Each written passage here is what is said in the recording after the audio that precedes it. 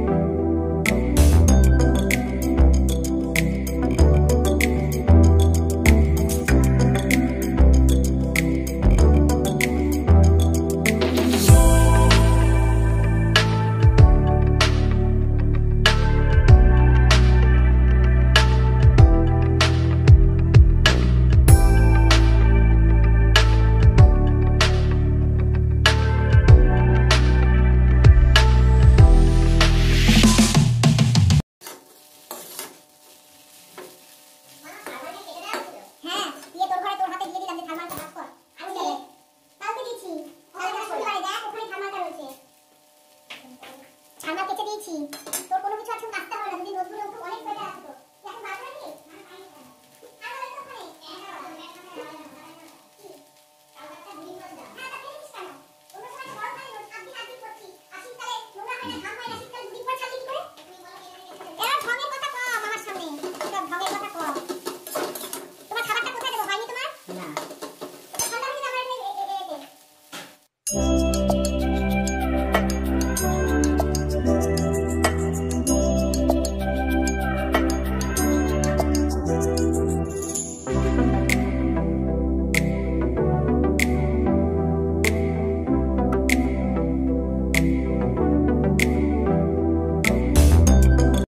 সকালে ব্রেকফাস্ট করে নিচ্ছি। চাউমিনটা যা বানিয়েছি অসাধারণ, পুরো ভেজ চাউমিন। এটা বিনস, গাজর, আলু, ব্রোকলি এই দিয়ে বানিয়েছি। কোনো পেঁয়াজ কিছু যায়নি, শুধু একটু আদা কুচি আর কাঁচা লঙ্কা কুচি। আজকে এখনো সূর্য ওঠেনি, এখন রান্না করবো পনির। দেখা যাক করতে পারি কিনা, কতদূর হয়। খেতে খেতে আমাকে কাজটা করতে হবে।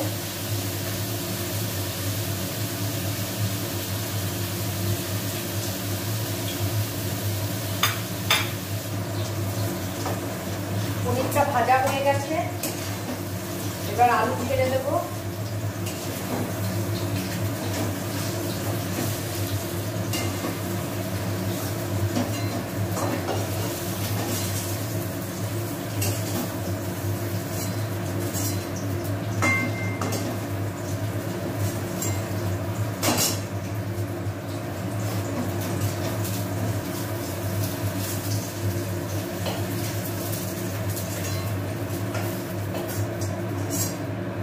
জিরে ফোড়ন,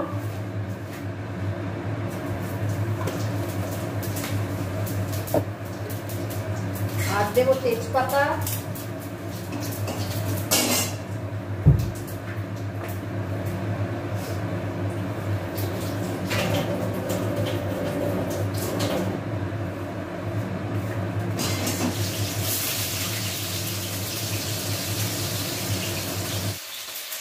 লবণ দিয়ে দিলাম। আজকে তো সোমবার, সব নিরামিষ হবে।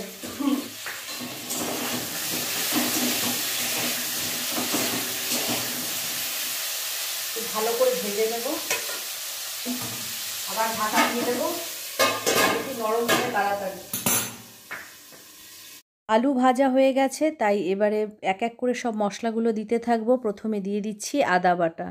সকাল থেকে বেশ ঠান্ডা লাগছে আমার, আর এই দেখো আদা বাটা দিয়ে দিচ্ছি, আর একটু জল দিয়ে একটু মশলাটা কষাবো।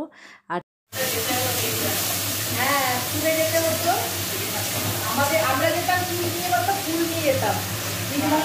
দিদিমণিরা বলতেন ফুল নিয়ে আসবে বাড়ি থেকে, টগর ফুল তুলতাম।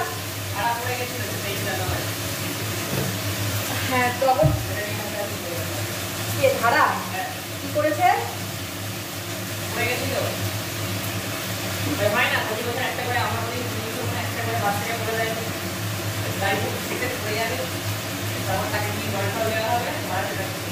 দিদি করে গেছিল।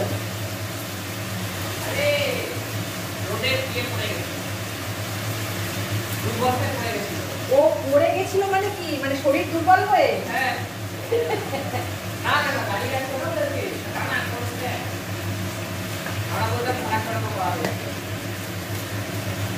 সব মশলা দেওয়া হয়ে গেছে, এখন শুধু হলুদটা দিতে বাকি আছে, সেটাই দিয়ে দিচ্ছি।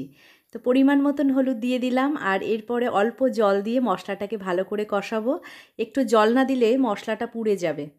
তো এটা রান্না করছি, মানে মাথায় চিন্তা রয়েছে যে তাড়াতাড়ি করে রান্না করতে হবে, ছেলে খেয়ে বেরোবে। আর ছেলে স্নান সেরে আমার সঙ্গে এই কথাগুলো বলছে, ওর স্কুলের গল্প করছে। মানে ওর হঠাৎ করে এরকম মনে পড়ে গেছে যে স্কুলের ওর ছোটোবেলার বন্ধুর 23শে জানুয়ারি কী হয়েছে সেসবগুলো শেয়ার করছে। আর আমারও তখন ওই স্কুলের ব্যাপারটাই মনে পড়ে যায়, নিজের স্কুলের। এইভাবেই দুজনের ছোটোবেলার স্কুলের গল্পগুলো করি আমরা। আর আজকে আমার শরীরটা সেরকম ভালো নেই, সকাল থেকে শীত শীত করছে, সেই কারণে সোয়েটার পরে থাকলে ভালো লাগছে, তাই সোয়েটারটা পরে আছি।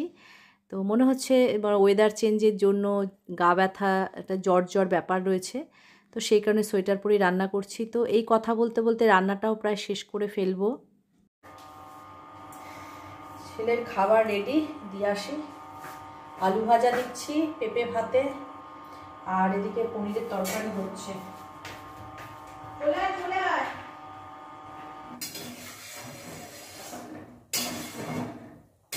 বাবু বসে যা, কিন্তু আমি দিয়ে দিয়েছি তোকে।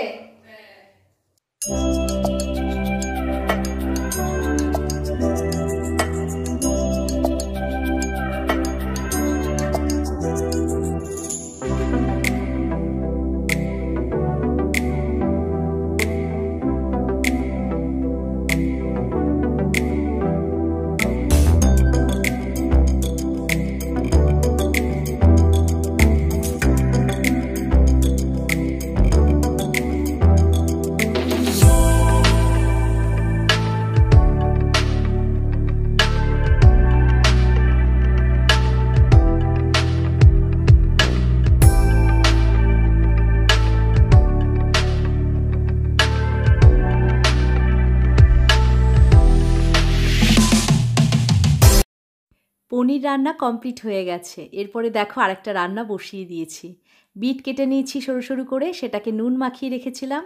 তো নুন মাখানোর পরে জলটা বেরিয়ে গেলে একটু নরম হয়ে যায়, আগে বিট ভেজে নেবো খানিকক্ষণ, তারপরে এর মধ্যে আলু মেশাবো। তো বিট আলু ভাজা করব এখন।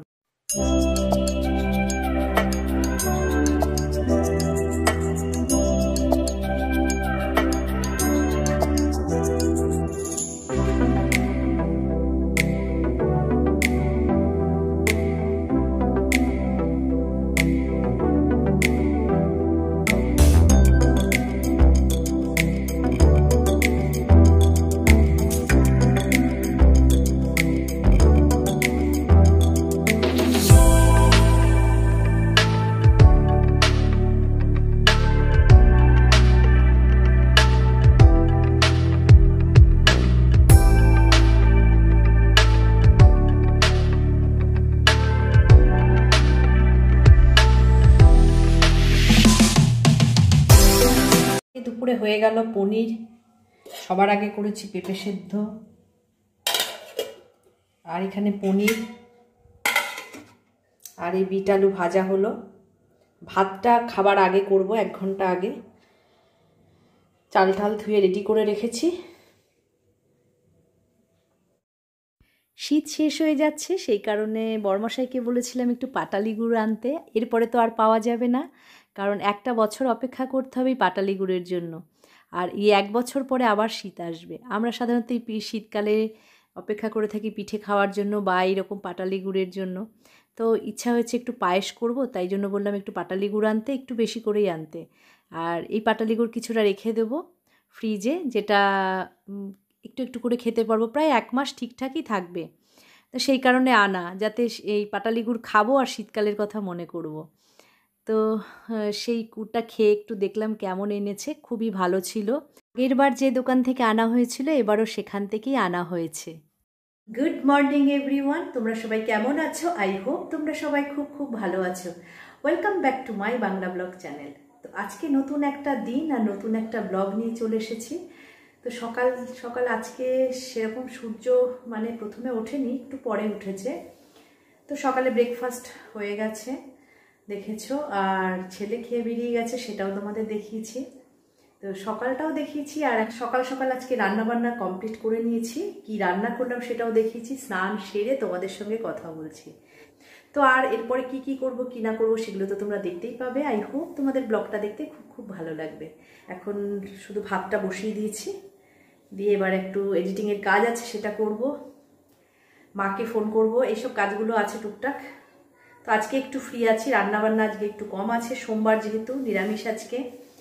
তো সেই কারণে চলো দেখতে থাকো ব্লগটা।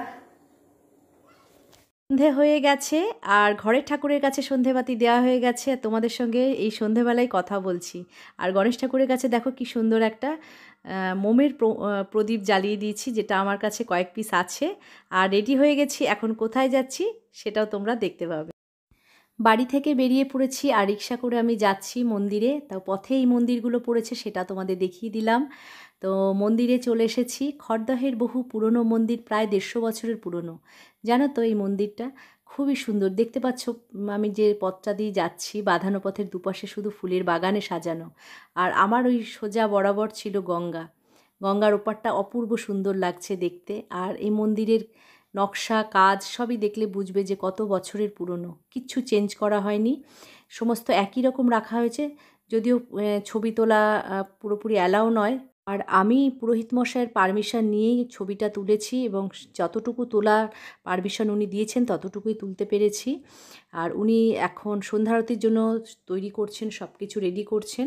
তো ঠাকুরের দেখো সমস্ত জিনিসই বহু পুরনো, বহু। এই মন্দিরের পরিবেশ খুবই শান্ত, আর এখানে নীরবতা পালন করা হয়, সেইভাবেই এই মন্দির মেনটেন করা হয়। আর মন্দিরের চারিদিকটা দেখো খুবই সুন্দর। আর আজকে যে তোমরা এই ব্লগটা দেখছো আমার, সেটা সোমবারের ব্লগ। আমার ফোনটা 2-3 দিন ধরে খারাপই ছিল, দোকানে রাখা মানে দোকানে দেওয়া ছিল। আমার ভিডিওগুলো সেভ করতে পারছিলাম না, যে ভিডিওটা আমি করছি সেটা সেভ করতে পারছি না, তার জন্য আমি আপলোড করতে পারিনি। তো আজকে আমি আপলোড করছি। মন্দিরের চারপাশটা ঘুরে দেখতে দেখতে ব্লগটাকে আজকে এন্ড করছি, আর বেশি বড় করব না। আর এখানে গঙ্গার পাড়ে চলে এসেছি। দেখো গঙ্গার ওপারটা যে কি সুন্দর লাগছে দেখতে, কি যে বলবো তোমাদের। যদি তোমাদের সামনে থেকে দেখাতে পারতাম না তাহলে ভীষণ ভালো হতো, আর তোমরাও বুঝতে কি সুন্দর এই জায়গাটা। আর আজকের ব্লগটা যদি তোমাদের একটু ভালো লেগে থাকে তাহলে লাইক কমেন্ট শেয়ার অবশ্যই করো, আর সাবস্ক্রাইব করে দিও সবাই। কালকে তোমাদের সঙ্গে আবার দেখা হবে। এখন চলো মন্দিরে যাই, আমার সঙ্গে সন্ধ্যা আরতি তোমরাও দেখো। সবাই ভালো থেকো আর সবাইকে ভালো রেখো।